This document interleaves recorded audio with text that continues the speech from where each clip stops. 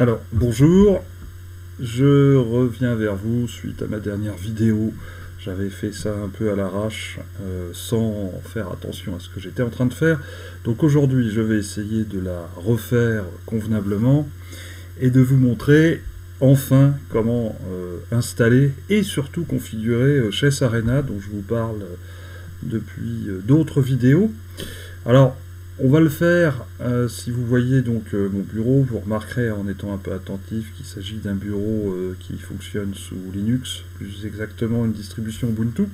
Mais néanmoins, j'ai téléchargé, je donnerai le lien dans les dessous dans les commentaires, j'ai téléchargé la version Windows que j'ai installée, alors que j'ai pas installé, que j'ai déposée sur mon bureau. Voilà, donc vous devez vous retrouver. Il existe deux versions, une version en .exe puis une version en .zip. La différence, il faut la considérer, vous devez utiliser le .exe pour l'installer sur votre ordinateur.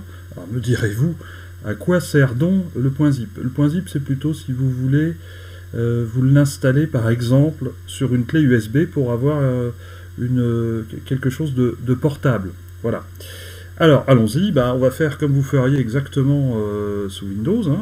Si vous avez Windows 7, 8, 10, vous allez lancer l'exécutable d'installation. On voit que c'est un exécutable, un .exe. Donc on va l'ouvrir. Alors moi je l'ouvre avec Win64 puisque c'est l'émulateur Windows sous Linux. Et on arrive à cette première boîte, vous allez voir, on va essayer d'aller plus vite parce que j'essaye de tenir compte de vos remarques et que mes vidéos sont parfois un peu longues et que je parle des fois pour rien dire. Désolé. On y va, on appuie sur suivant, on choisit l'endroit. Alors vous voyez que par défaut il s'installe dans ces programmes files x86 et donc en fait c'est dédié, c'est un programme qui marche, je pense, qui est un programme en 32 bits et qui s'installe par défaut dans ce répertoire-là. Rien ne vous empêche de l'installer ailleurs, mais il va falloir retenir à quel endroit on l'a installé. Donc si vous voulez le mettre ailleurs, vous faites parcourir, vous allez sélectionner un autre emplacement. Je fais suivant, il me demande d'installer par défaut un certain nombre de choses. Je vous conseille de tout laisser cocher. Moi j'aurais tendance à faire, je suis pas germanophone, et du coup ça ne me sert pas à grand chose, donc si vous voulez gagner un peu de place, vous pouvez laisser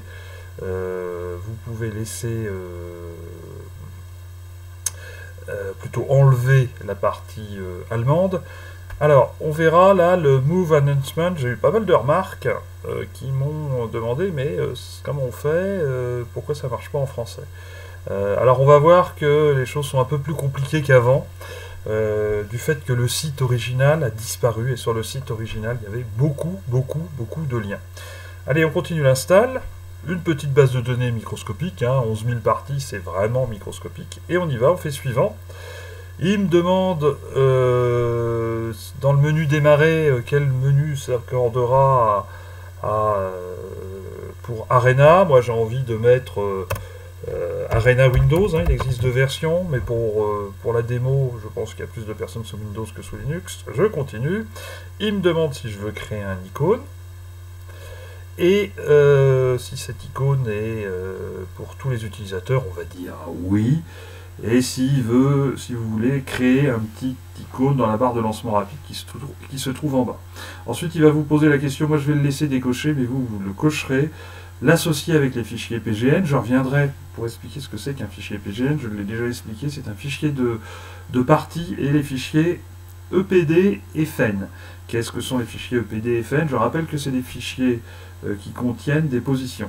Les deux types de fichiers PGN, EPD et aussi FEN, sont des fichiers texte et vous pouvez les ouvrir avec un éditeur de texte pour voir ce que ça contient. Pour les fichiers PGN, c'est très facile.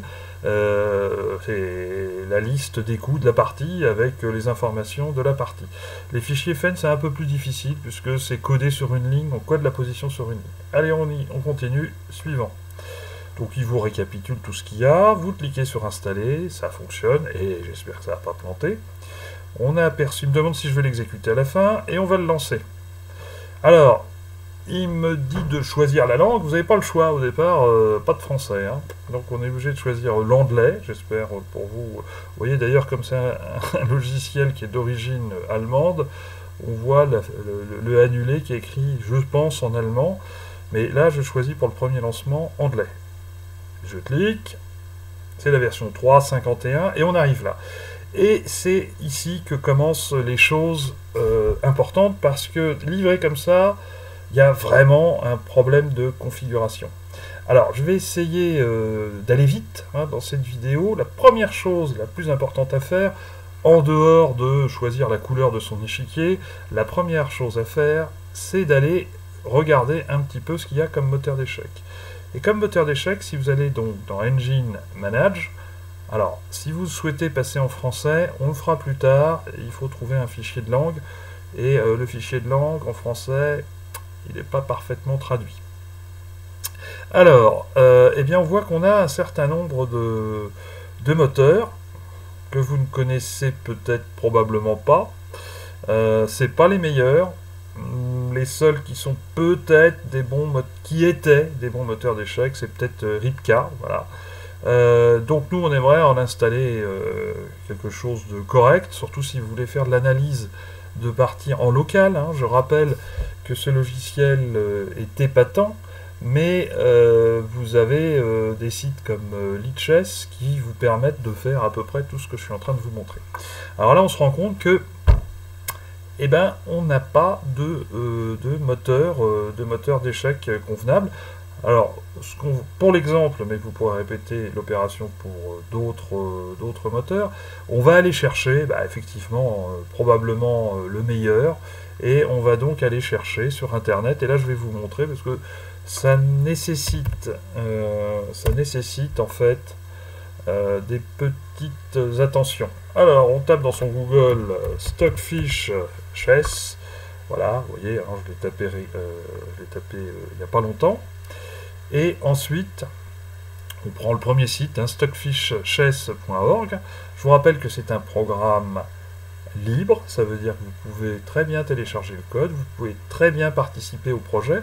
C'est un projet open source qui regroupe des centaines, voire peut-être des milliers de personnes. Et c'est pour ça qu'il est numéro 1, parce que l'union fait la force. C'est des développeurs qui font ça sur leur temps libre, et c'est quelque chose d'important. Alors, on voit ici, le site est en anglais, d'ailleurs, ceux qui comprennent l'anglais, vous lirez un petit peu le blog, c'est intéressant, parce qu'il y a des gens qui se permettent de copier du code libre, de se l'approprier, de le modifier très légèrement, et de vendre ça à prix d'or pour se faire de l'argent, ce qui est pas terrible. Donc je clique sur le bouton Download Stockfish, et là on arrive, alors là je vous demande un petit peu d'attention, parce que on va télécharger la version Windows, voilà, mais je vous demande de bien regarder, parce que le problème est qu'il y a plusieurs versions. Alors, on va le lire comme moi, vous avez des versions, ça va du haut vers le bas. Plus votre processeur est récent, plus vous pourrez télécharger une version vers le haut. Quelle importance? Quelle importance? Si vous avez un PC très récent avec un processeur très récent, vous pourrez sans aucun problème faire marcher toutes les versions, et en particulier la version 32 bits, la version 64, et ainsi de suite. Alors, pourquoi c'est important ce choix? Ce choix est important parce qu'il va déterminer la performance. La performance, elle est liée à la vitesse de calcul du moteur d'échecs. Et sur les processeurs récents, vous avez des jeux d'instructions. Il est capable d'exécuter des instructions qui sont assez spécifiques et qui permettent par exemple l'exécution de repérer, de placer ou repérer, comme les instructions popcount, de compter dans un mot de 64 bits combien il y a de bits dans un mot de 64 bits à 1, etc., etc. Donc vous avez tout intérêt. Alors ce que conseille intéresse à télécharger ce qui est le plus haut. Sauf que le problème, là je suis en train de faire une capture sur un vieux PC qui doit dater de 2014, sur un vieux Core i3, tous les Core i3 se valent pas, et moi je sais que les instructions BMI2 n'y sont pas, la VX2 n'y sont pas, et le meilleur, le plus adapté, le plus performant pour moi, c'est celui-là. Alors qu'est-ce qui se passe si vous vous trompez, si vous ne savez pas?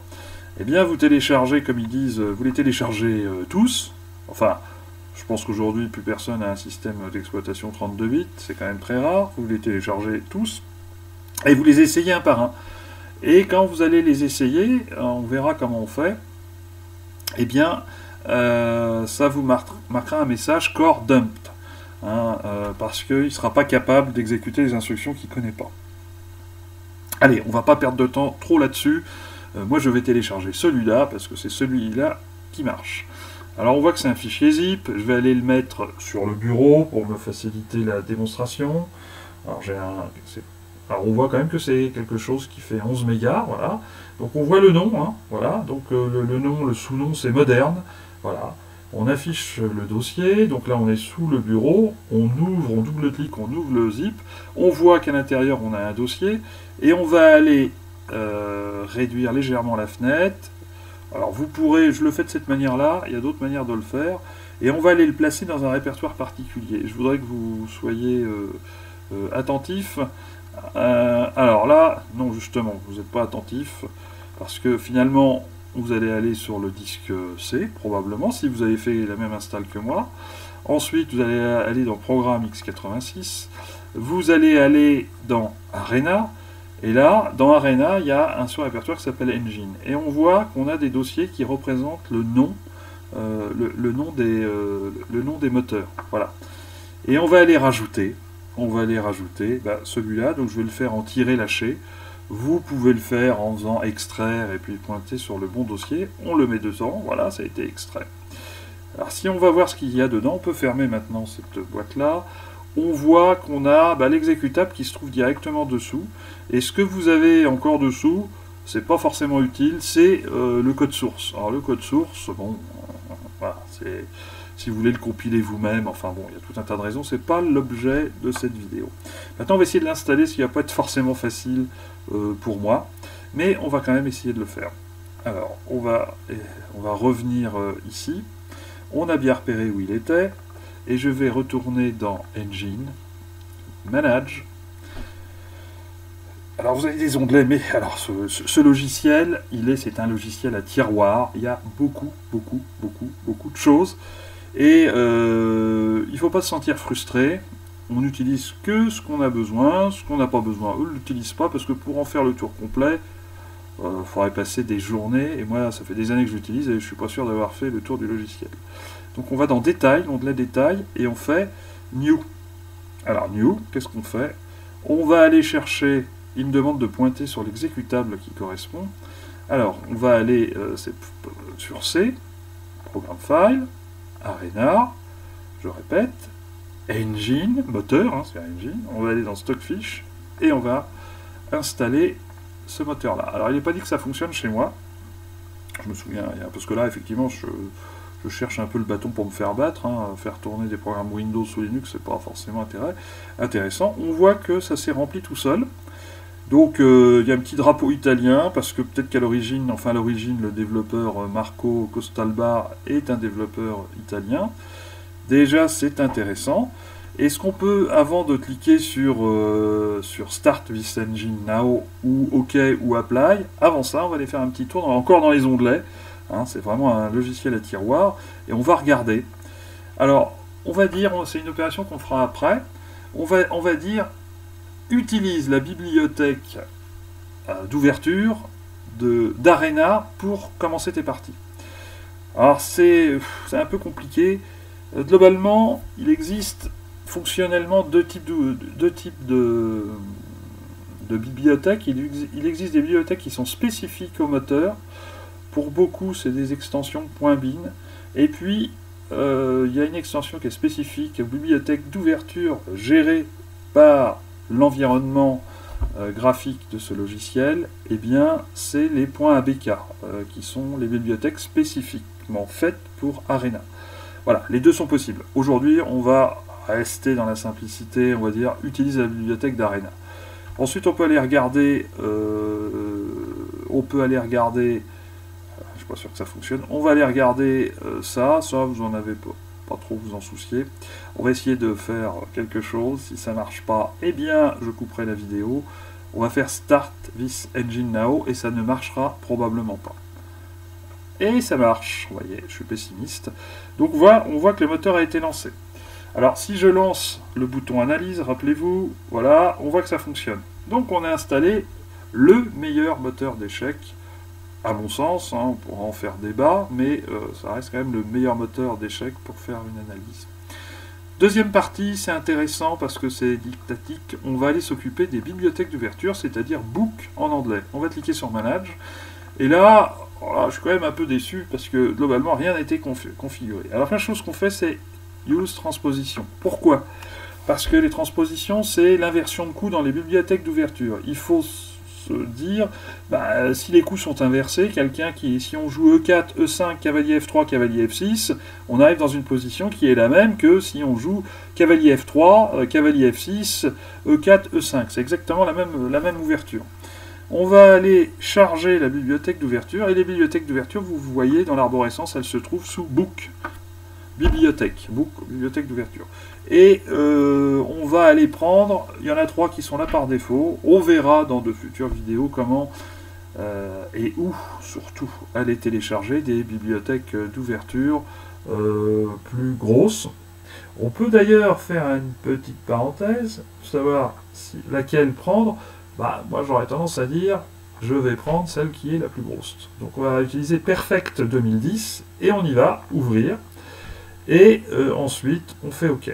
Et là c'est sympa, normalement on voit le nom de la bibliothèque et les premiers coups, alors celle-là elle n'est pas très fournie, hein, avec en anglais bien sûr, je vous montrerai comment on peut éventuellement traduire si vous voulez traduire. Donc voilà, et elles sont classées dans l'ordre d'apparition. On voit que la bibliothèque comporte, alors pas vraiment des parties, mais 11 000 débuts en E4, 7 000 en D4, voilà, etc. Et si on revient sur la bibliothèque, on voit qu'on a 27 000 coups et que le fichier fait 1 méga avec sans doute une profondeur maximum de 25 demi-coups. Un demi-coup, c'est les blancs jouent ou les noirs jouent. Un coup, c'est les blancs jouent, les noirs jouent ou inversement. Voilà.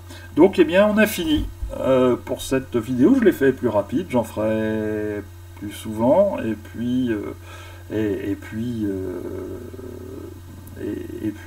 surtout, bientôt, elles sont plus courtes. Donc voilà, je vous remercie de m'avoir suivi.